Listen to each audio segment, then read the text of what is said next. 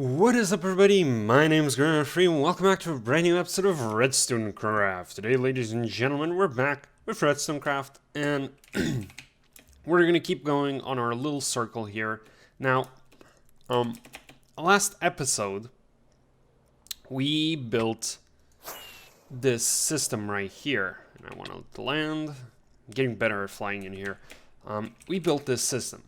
And since then, I've actually made some changes because my plan for today was to fill the sorter system, because I actually need one of each item that I put into the sorter system in order for it to work.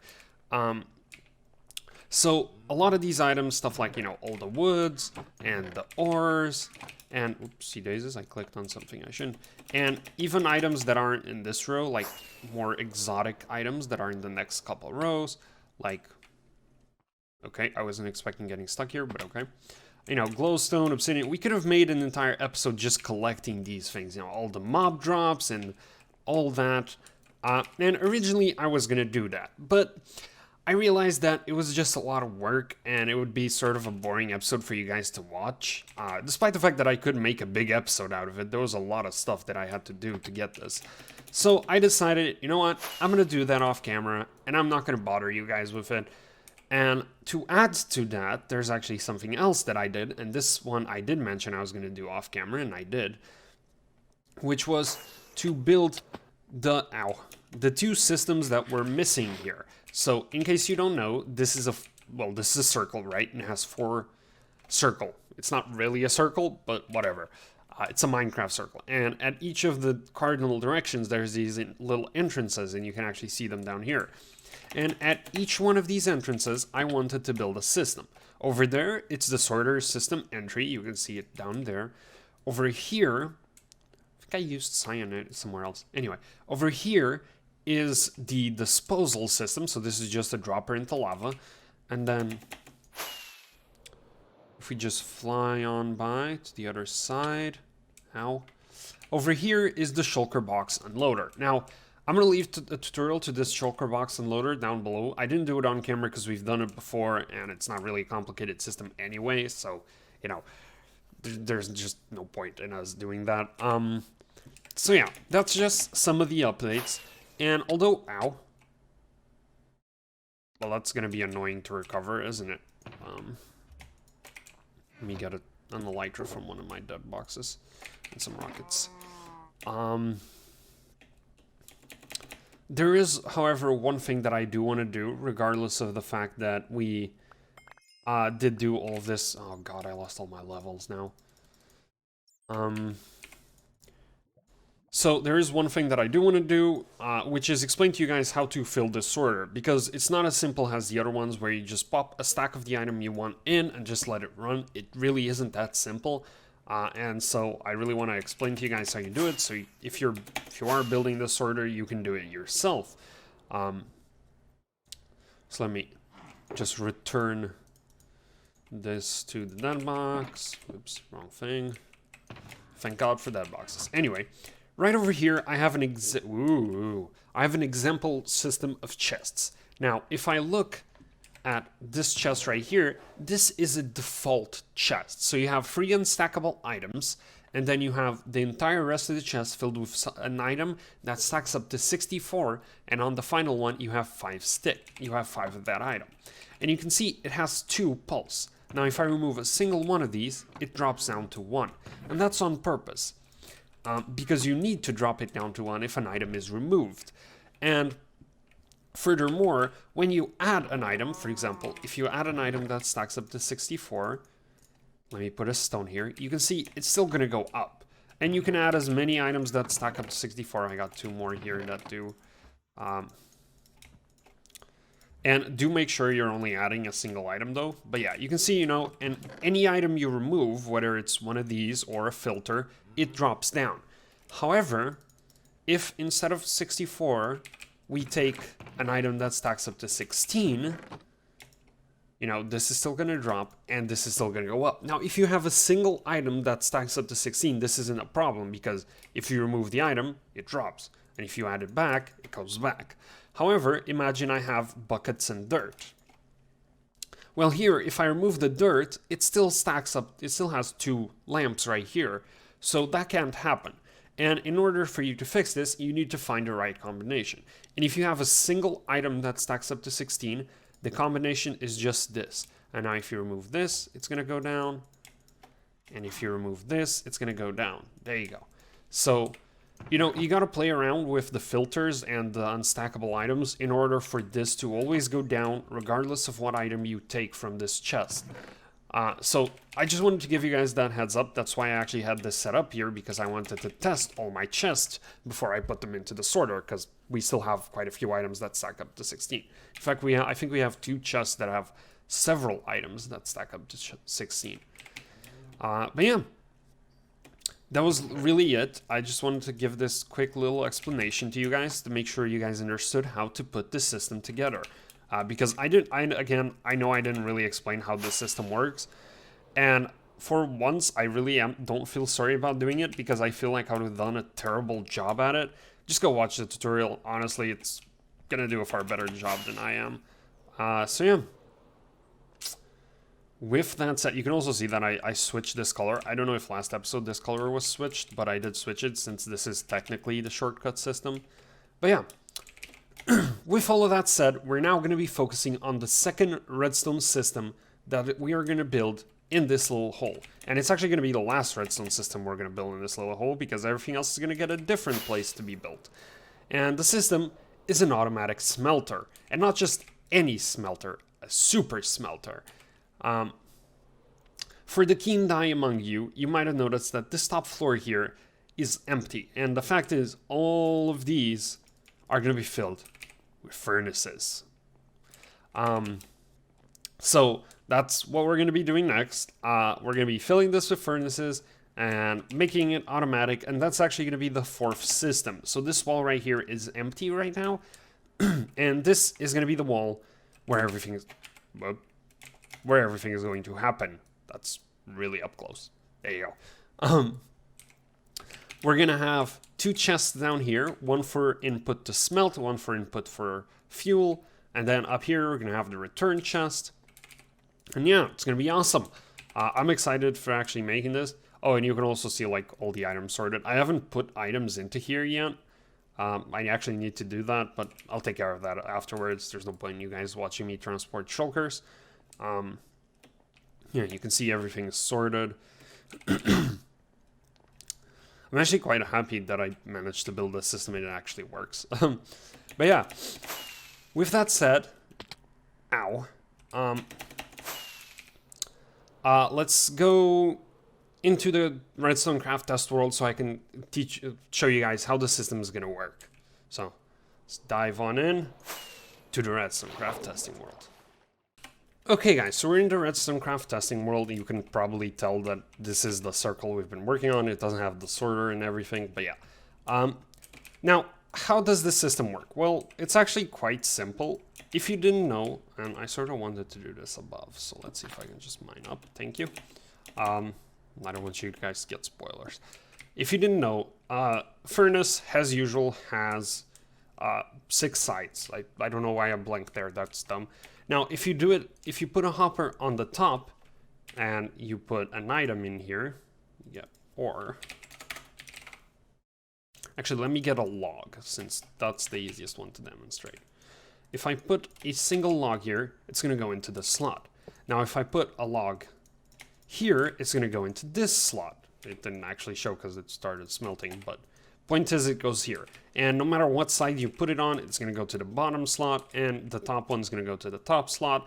And then on the hopper on the bottom is going to remove the item once it's done. It's going to remove items from this slot. And that's just how furnaces work, you know. So we're going to take advantage of this and make a super smelter. Now, how's this going to work?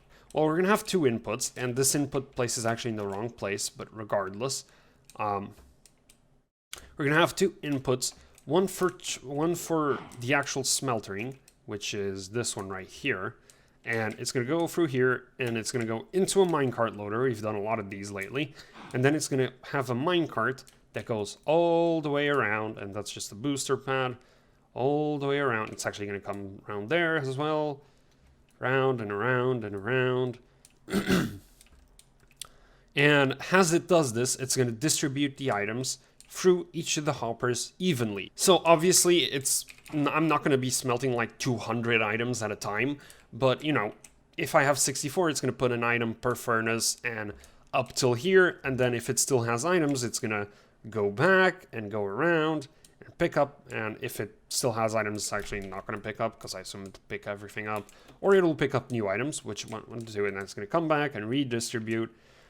And obviously this is a little bit more heavy in these furnaces, the ones that are closest to the minecart, if I do smaller loads, but if I do really big loads, it's really going to distribute all of them.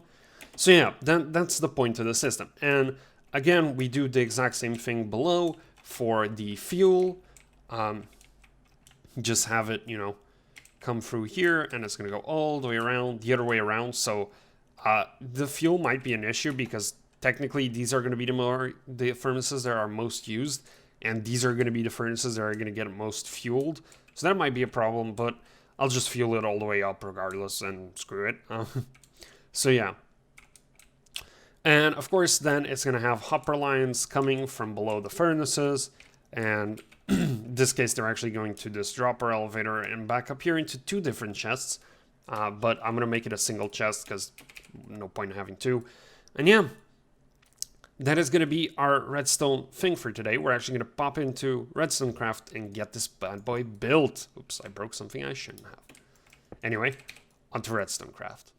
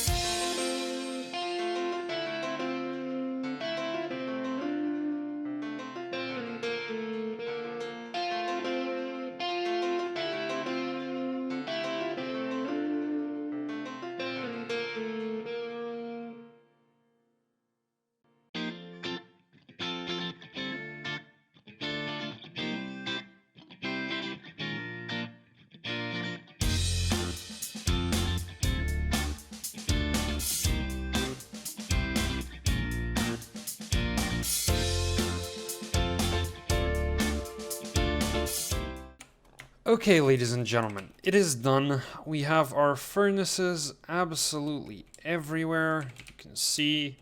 And I actually made them go all the way around since we no longer need the input station above. And our input station is actually right down here. So I genuinely forget which side is which, but I think this side is the coal, this side is the smeltery, and these chests are for the return.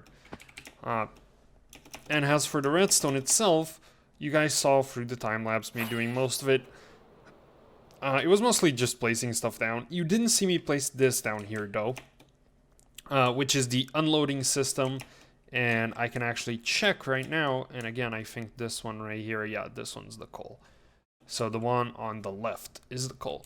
And yeah, you can see we just have 2 minecart unloaders. I actually don't have minecarts with me right now. I forgot to bring them. I still need to unload stuff into the sorter, so we're sort of out of stuff for now. But yeah, I'll do that off camera, and we actually need a resource gathering episode sometime soon, because I'm running out of resources. But yeah, looks cool. And yeah, this is gonna be the last piece of redstone. I had to sort of tangle this a bit. I don't know how I did it in the other world, and it sort of confused me because, yeah, I genuinely have no idea how I did it.